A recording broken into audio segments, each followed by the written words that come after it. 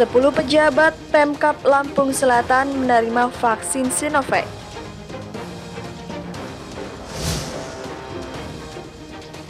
Bayi perempuan ditemukan di depan panti asuhan di Pringsewu.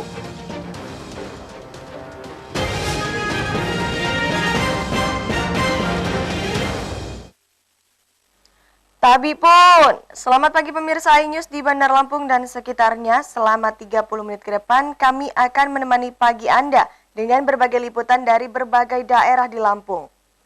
Program vaksinasi COVID-19 terus berlangsung. Kali ini 10 pejabat di Lampung Selatan mendapatkan vaksin Sinovac. Pemberian vaksin bertujuan untuk menciptakan kekebalan kelompok. Pemirsa, bersama saya Citra Ramadanti, inilah iNews Lampung selengkapnya.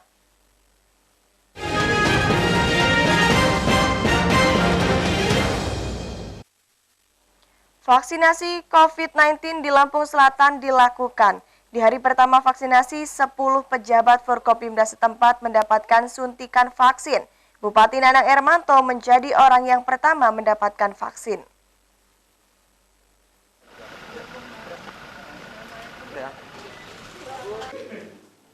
Pemkab Lampung Selatan melaksanakan program vaksinasi COVID-19 di Rumah Sakit Bob Bazar Kalianda. Vaksinasi pertama diberikan kepada seluruh pejabat Forkopimda Lampung Selatan. Bupati Nanang Ermanto menjadi orang pertama di Lampung Selatan yang menerima vaksin jenis Sinovac itu. Sebelum divaksin, Nanang menjalani screening terlebih dahulu. Setelah dinyatakan sehat, Nanang diberikan vaksin COVID-19. Usai divaksin, Nanang diminta untuk menunggu selama 30 menit.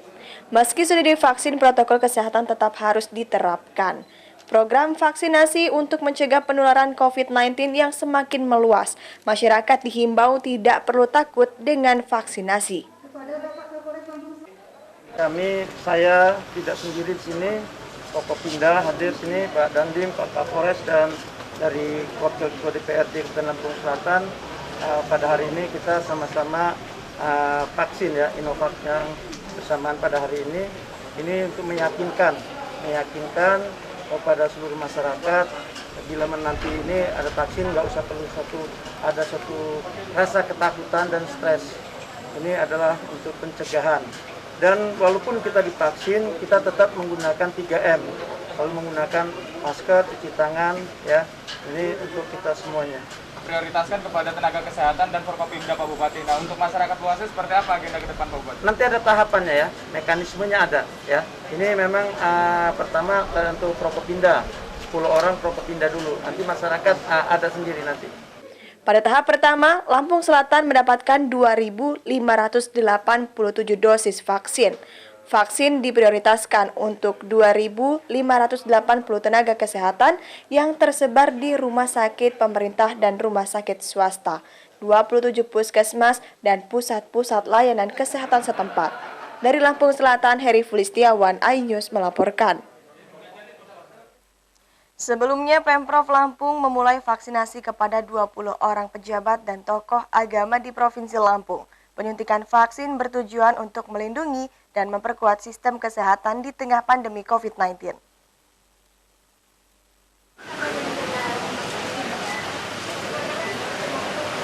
Pada penyuntikan perdana vaksin COVID-19 tersebut, sebanyak 20 orang pejabat, kepala daerah dan tokoh agama di Provinsi Lampung menjadi penerima penyuntikan vaksin COVID-19.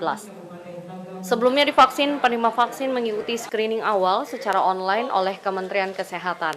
Kemudian pada hari H, pelaksanaan akan di-screening lagi melalui beberapa tahap. 20 orang penerima vaksin perdana di Provinsi Lampung ini diantaranya, yakni Sekretaris Daerah Provinsi Lampung, Ketua DPRD Provinsi Lampung, Kepala Dinas Kesehatan Provinsi Lampung, Bupati Waikanan, dan Bupati Tulang Bawang. Gubernur Arinal Junaidi tidak menjadi penerima vaksin COVID-19 dikarenakan faktor usia yang saat ini telah berusia 64 tahun. Pemberian vaksin COVID-19 untuk meningkatkan daya kekebalan kelompok dan memperkuat sistem kesehatan. Pada tahap pertama, penyuntikan vaksin di prioritas yang diberikan vaksin yakni tenaga medis, TNI, Polri, aparat hukum, tokoh agama. Januari kita melaksanakan vaksinasi 1 hari sebelum kemarin dilakukan oleh Bapak Presiden dan hari ini semua daerah, semua provinsi. Nah, di dalam pelaksanaan vaksin kita merupakan daerah nomor 4 terbesar setelah Pulau Jawa dan Banten. Tapi kita lihat nanti terakhir, karena ini kan ada screening. Karena ada beberapa itu yang tadi tekanan darahnya masih tinggi, jadi kita tunggu dulu sebentar gitu ya. Rata-rata memang tekanan darah awal itu tinggi karena mungkin stres, takut, ya manusiawi wajar lah ya. Nah tapi akhirnya begitu yang kedua kita hitung lagi, sudah normal kita berikan. Lampung mendapatkan 40.520 dosis vaksin COVID-19. Setelah vaksinasi perdana terhadap 20 orang pejabat dan tokoh agama di Provinsi Lampung, selanjutnya dilakukan vaksinasi terhadap tenaga kesehatan. Dari Bandar Lampung, Andres Afandi, iNews melaporkan. Di Bandar Lampung, Ketua DPRD Bandar Lampung Wiyadi menjadi orang pertama yang menerima vaksin Sinovac. Selain Wiyadi, Kapolresta Bandar Lampung Kombes Yan Budi juga ikut divaksin.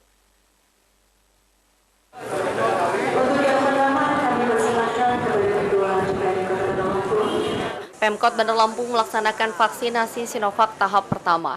Setidaknya 20 pejabat di lingkungan Pemkot juga unsur Forkopimda mengikuti vaksinasi.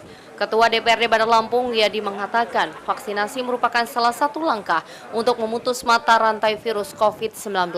Wiyadi juga menipis isu bahwa disuntik vaksin akan sakit. Wiyadi meminta masyarakat mengikuti kebijakan pemerintah pusat dalam menyukseskan langkah memberantas COVID-19. Wiyadi juga akan berkoordinasi dengan Pemkot untuk vaksinasi di lingkungan DPRD. Namun Wiyadi mengakui bahwa tenaga kesehatan lebih dulu diutamakan.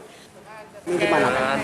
Ya, alhamdulillah kita ingin mensukseskan apa yang menjadi program pemerintah, yaitu adalah memutus mata rantai penyebaran COVID-19. Dan alhamdulillah pada hari Jumat di Bandar Lampung sudah dilaksanakan pencanangan untuk vaksin COVID-19. Tadi sudah dilaksanakan pertama kali saya divaksin. Ya alhamdulillah, ternyata apa yang rame-rame di luar kan nggak terbukti juga. Disuntik juga nggak ada rasanya, ini sudah 35 menit, ya alhamdulillah masih berlaku. Kapolresta Kombes Yan Budi juga ikut disuntik vaksin. Kapolres meminta warga untuk tidak termakan hoaks bahwa vaksin membahayakan. Vaksinasi bang, saya mendampingi aja. Kalau saya sih nggak ada rasa apa-apa, malah kayaknya sih semakin sehat. Iya benar, gitu loh. Rasa pegal hanya memang sedikit, kalau saya tadi sama dengan Pak Wira, Pak Kajari agak sedikit mengantuk ya. Nggak tahu karena angin atau apa. Tapi kalau pegal yang lain nggak ada saya sih. Sehat-sehat saja.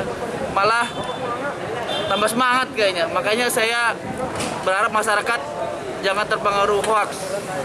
Segera divaksin untuk menambah keyakinan kita biar pandemi COVID cepat berakhir. Bagi warga yang sudah divaksin akan tercatat secara online sehingga tidak ada tumpang tindih data penerima vaksin. Selain itu, penerima vaksin juga akan menerima surat keterangan sudah divaksin dari instansi setempat. Dari Bandar Lampung, Ruslana S, iNews melaporkan.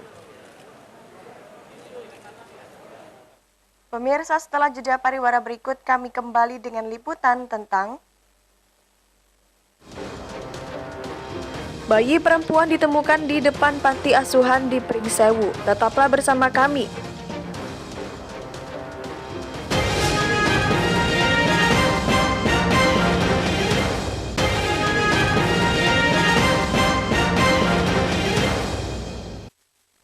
Pemirsa, terima kasih Anda masih bersama kami.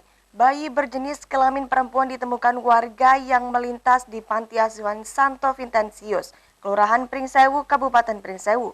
Hingga kini bayi tersebut dirawat di Puskesmas Pringsewu. Kondisinya sehat itu Bu ya? Kondisinya sehat. Sehat. Kebetulan cuma agak Warga Kelurahan Pringsewu Timur RT 01 RW 01 digegerkan penemuan bayi perempuan di atas pagar Panti Asuhan Santo Vincentius, Kecamatan Pringsewu. Penemuan bayi di depan panti asuhan tersebut mengagetkan warga. Warga setempat langsung membawa bayi ke puskesmas untuk dirawat. Bayi berjenis kelamin perempuan dengan berat 2,9 kg dan panjang 48 cm dalam kondisi sehat. Ke lokasi di depan panti asuhan, ternyata setelah didekati, tas itu berisi bayi. Kami dari Polsek Kota membenarkan bahwasanya ada penemuan bayi berjenis wanita berdasarkan laporan warga pada hari Rabu tanggal 13 Januari 2020, TKP di Jalan Melati 2, Kecamatan Pringsewu Timur, Kecamatan Pringsewu. Adapun temuan tersebut berada di pagar panti asuhan Vincentinus. Langkah-langkah yang kami lakukan adalah mendatangi TKP, memeriksa saksi, kemudian mengamankan bayi tersebut, kemudian selanjutnya membawa bayi tersebut ke puskesmas terdekat. Untuk upaya-upaya selanjutnya, kami akan melakukan penyelidikan terhadap pelaku pembuang bayi tersebut. Demikian dapat kami sampaikan dari. Bayi diperkirakan berusia beberapa hari dengan ari-ari yang sudah dipotong. Aparat berharap warga Pringsewu Timur yang kehilangan bayi perempuan segera melapor. Dari Pringsewu, Indra Siregar, iNews melaporkan. Beralih ke informasi lain, tim pemenangan Eva Dwiana Dedi Amrullah membantah putusan Bawaslu yang menyatakan adanya pelanggaran terstruktur sistematis dan masif terhadap paslon nomor urut 3. Pelanggaran TSM dikaitkan dengan program pembagian beras, dana PKK, dan Pok Darwis.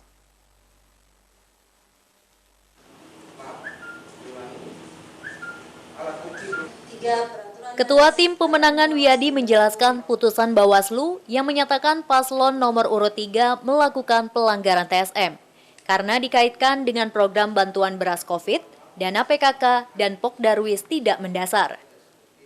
Selama kampanye pihaknya tidak pernah membagikan sembako maupun uang dan barang yang dilarang oleh undang-undang maupun peraturan lainnya. Bahwa calon nomor urut 3 yang dianggap memanfaatkan dana PKK Kota Bandar Lampung tidaklah bisa dijadikan alasan adanya TSM. Tidak ada satupun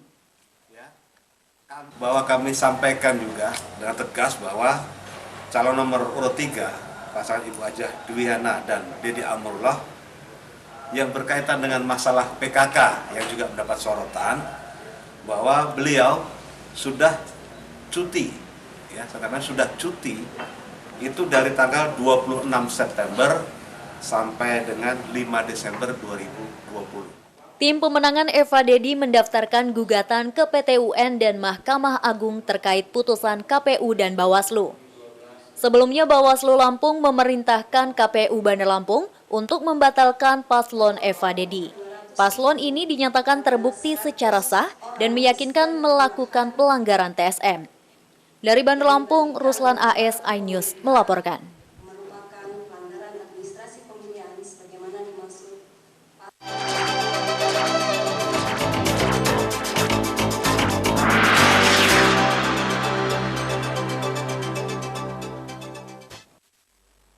Pertama kalinya dalam sejarah Pilkada Bandar Lampung, pemenang didiskualifikasi Bawaslu karena terbukti melakukan pelanggaran terstruktur, sistematis, dan masif. Pelanggaran terjadi lebih dari setengah kecamatan di Kota Bandar Lampung. Kasus ini terjadi di Pilkada Kota Bandar Lampung. Paslon nomor urut 3 Eva Dwiana Dedi Amrullah yang unggul perolehan suaranya didiskualifikasi. Bawaslu menemukan adanya pelanggaran yang bersifat terstruktur, sistematis, dan masif. Fakta persidangan mengungkapkan sejumlah pelanggaran antara lain pembagian bansos yang disisipi pesan mendukung calon tertentu. Tim kuasa hukum Yusuf Kohar Tulus Purnomo menyatakan siap melayani gugatan Eva Dedi. Kita tidak majukan perkara ini ke Mahkamah Konstitusi. Oleh karena yang dipermasalahkan ini adalah sesuatu yang bukan kewenangan dari MK atau Mahkamah Konstitusi. Mahkamah Konstitusi itu punya kewenangan untuk mengadili sengketa hasil pemilu atau hasil pilkada. Nah, sementara yang kita persoalkan Dari Bandar Lampung, Andres Afandi, iNews melaporkan. adalah prosesnya. Bupati Nanang Ermanto mengundang Kades Lampung Selatan. Hal ini dilakukan dalam rangka menindaklanjuti terkait dengan kedisiplinan dalam memutus mata rantai COVID-19 di kabupaten tersebut. Pertemuan Kades digelar di Aula Sebuku, Rumah Dinas Bupati Lampung Selatan. Dalam acara, Bupati mengajak seluruh Kades yang ada di Lampung Selatan agar disiplin dalam menerapkan protokol kesehatan. Bupati menghimbau agar Kades bekerja keras dalam memutus mata rantai COVID-19. Kades harus dapat mengajak penduduk di desanya untuk dapat mematuhi protokol kesehatan. Untuk tanggung jawab kita dalam satu persoalan situasi yang saat ini, maka Pak Kades seluruh Pak Camat saya undang ini adalah kita untuk merumuskan bagaimana kita untuk mengentaskan putusnya tali rantai COVID-19. Bupati berharap agar Kades dapat bekerja dengan integritas, disiplin, serta selalu berkoordinasi bersama pemerintah daerah. Disiplin diperlukan dalam memutus mata rantai penyebaran virus COVID-19. Dari Lampung Selatan, Rudi Apriyadi dan Ali Siswadi, iNews melaporkan. Pemirsa, setelah pesan-pesan berikut ini kami kembali dengan liputan tentang balita Malang penderita hidrosefalus dirawat ibunya yang menderita epilepsi. Sesaat lagi hanya di iNews Lampung.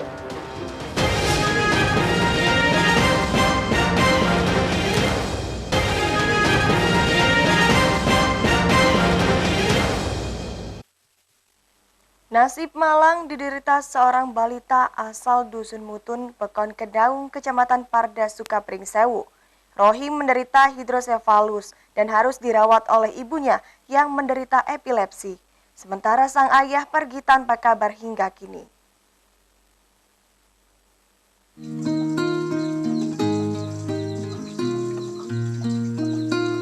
Di rumah inilah Rohim tinggal bersama ibunya di Dusun Mutun, Pekon Kedaung, Parda, Sukapring Sewu. Setiap hari sang ibu Sarmiti mengganti celana anaknya dengan tangan kirinya yang mengecil. Rohim mengalami sakit hidrosefalus sejak lahir. Kini kepalanya terus membesar dan saat ini berdiameter 40 cm. Tubuhnya dari hari ke hari semakin kurus, sementara sang ibu Sarmiti mengalami sakit epilepsi hingga tangan kirinya mengecil. Untuk makan sehari-hari mengandalkan orang tuanya yang bekerja serabutan dengan upah harian Rp50.000. Dinas Kesehatan Pringsewu diharapkan dapat membantu untuk mendapatkan perawatan. Assalamualaikum warahmatullahi wabarakatuh. Sebelumnya saya mohon maaf pada pemerintah pusat maupun kabupaten. Dengan ini saya sampaikan bahwa salah satu warga kami itu menderita hidrosefalus. Oleh karena itu kami mohon diperhatikan, mohon kepeduliannya kepada pemerintah pusat maupun kabupaten karena warga kami ini kurang mampu untuk mengobati cucunya atau anaknya ini. Jangankan untuk mengobati ke rumah sakit, untuk makan sehari-hari juga susah. Oleh karena itu dengan sangat mohon hormat kepada pemerintah pusat maupun kabupaten, kami mohon perhatiannya dan kepeduliannya kepada salah satu warga kami ini yang tidak mampu, yang menderita cacat hidrosefalus ini. Keluarga Rohim juga masih menunggu Mardan. Ayah balita tersebut pergi ke Pulau Jawa sejak Rohim lahir dan tanpa kabar hingga saat ini. Dari Pringsewu, Indra Siregar, iNews melaporkan. Liputan berikut dapat menjadi inspirasi bagi Anda yang ingin berwirausaha. Seorang perempuan di Lampung Barat berhasil menjadi petani hidroponik. Tidak hanya menguntungkan diri sendiri, dia juga mengajarkan tentang hidroponik kepada warga yang ingin belajar. Laporan tersebut mengakhiri iNews Lampung hari ini. Wakili tim yang bertugas hari ini, saya Citra Ramadanti undur diri. Ingat untuk terus menerapkan 3M, memakai masker, menjaga jarak dan mencuci tangan dengan sabun untuk menghindari COVID-19. Selamat melanjutkan aktivitas Anda, terima kasih dan sampai jumpa.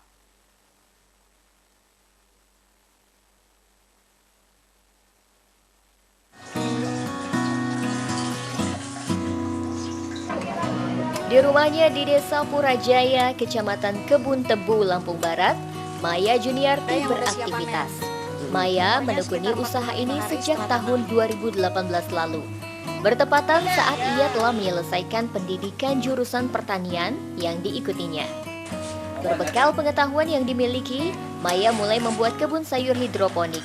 Pertama kalinya dengan modal sebesar Rp500.000. Dia memanfaatkan lahan kosong yang ada di sekitar tempat tinggalnya. Kini, Maya sudah memiliki 2 orang pegawai dalam usahanya. Mereka menanam aneka macam sayuran, diantaranya selada, pokcoy, kangkung, bayam, dan lain-lain. Walau memiliki keterbatasan fisik, Maya tidak mudah menyerah. Bertanam sayur dengan teknik hidroponik sangat cocok baginya. Sebab selain penanamannya yang mudah, dia juga dapat menyesuaikan dengan kondisi keterbatasannya. Setelah berjuang selama 2 tahun, Maya sudah bisa menikmati hasil keuntungan hingga jutaan rupiah per bulan. Apalagi tanaman hidroponik diklaim lebih segar dan sehat karena tidak menggunakan pupuk kimia. Untuk memasarkan hasil pertanian, Maya kerap mengikuti berbagai pameran dari dinas terkait. Dia juga menawarkan diri bagi masyarakat yang berminat belajar tentang bertani hidroponik bisa datang langsung ke kebunnya. Teman-teman disabilitas yang lain saya ingin dengan saya seperti ini memotivasi bahwa kita pun disabilitas bisa berkegiatan untuk bertani seperti itu tanpa harus mengeluarkan tenaga kita yang tidak memungkinkan gitu, karena hidroponik ini menyemai kita bisa dengan sambil duduk, karena persemaian sendiri kita ganti dengan busa, tidak menggunakan tanah lagi yang harus kita angkut, kita masukkan ke dalam polybag, tidak mesti seperti itu, karena kita bisa ganti medianya dengan busa. Begitupun dengan penanaman, kita bisa ganti medianya dengan menggunakan paralon seperti itu. Jadi saya harap dengan saya berhidroponik ini, teman-teman yang lain juga ikut termotivasi untuk menjadi wirausaha.